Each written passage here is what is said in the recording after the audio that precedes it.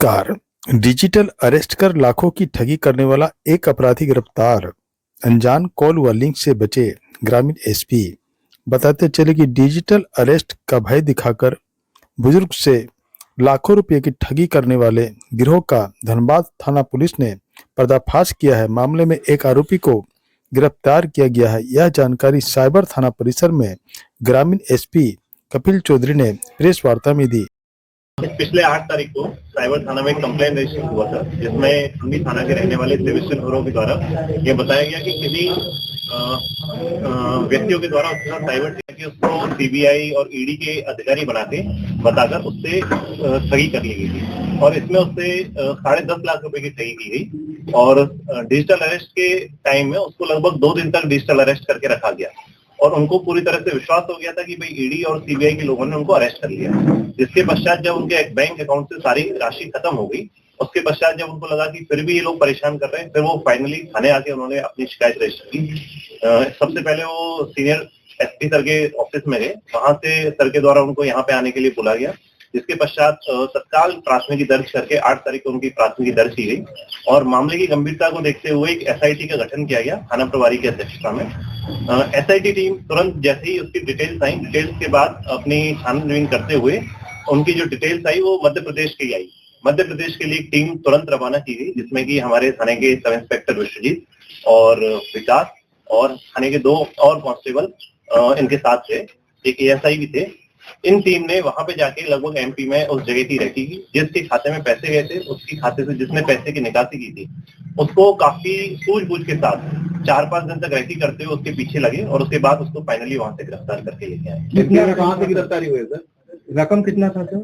रकम टोटल 10 लाख रुपए की ठगी हुई थी, जिसमें कि इनके अकाउंट में 5 लाख रुपए गए। डिजिटल अरेस्ट किस तरह से किया गया था, उसको क्या कहा गया था?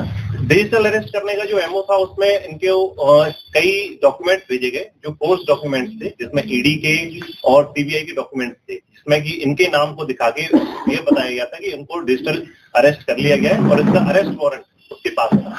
अरेस्ट वारंट में बेसिकली उनके पास इनके आधार कार्ड की डिटेल थी, जिससे कि इनको ये विश्वास हो गया कि हमें सच में अरेस्ट कर लिया गया है।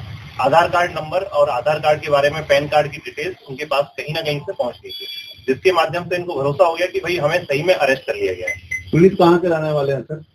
पीड़ित टुंडी थाना के रहने क्या करते थे वो?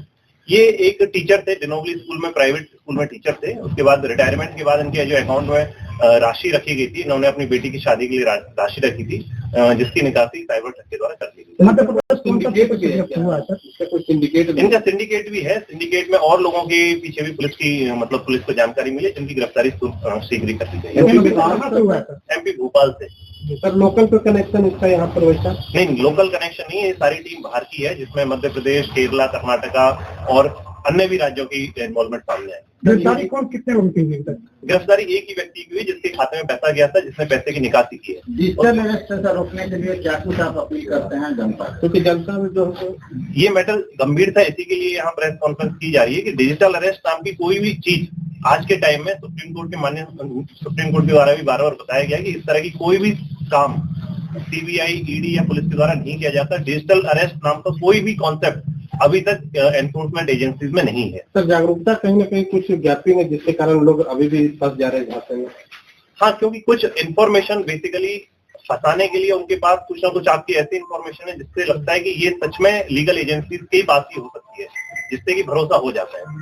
इसलिए सभी व्यक्तियों से अपील है कि किसी भी प्रकार के अगर कोई व्यक्ति आपको बोलता है कि आपकी ये जानकारी लीक हो गई है या इस प्रकार से आपको अरेस्ट कर लिया गया है, आप घर से नहीं निकल सकते, घर से निकलेंगे तो पुलिस आपको अरेस्ट कर लेगी, और पुलिस का नाम नहीं लेते ये लोग, ईडी या सीबीआई का नाम लेते हैं। इस तरह की कोई भी एजेंसी आपको डिजिटली अरेस्ट नहीं कर सकती है। सर पैसे की रिकवरी भी हुआ है क्या? नहीं, पैसे की रिकवरी इनके पास से जो इनको माननीय न्यायालय में भेजा जाएगा, उसके बाद जो पश्चात कार्रवाई की जाएगी।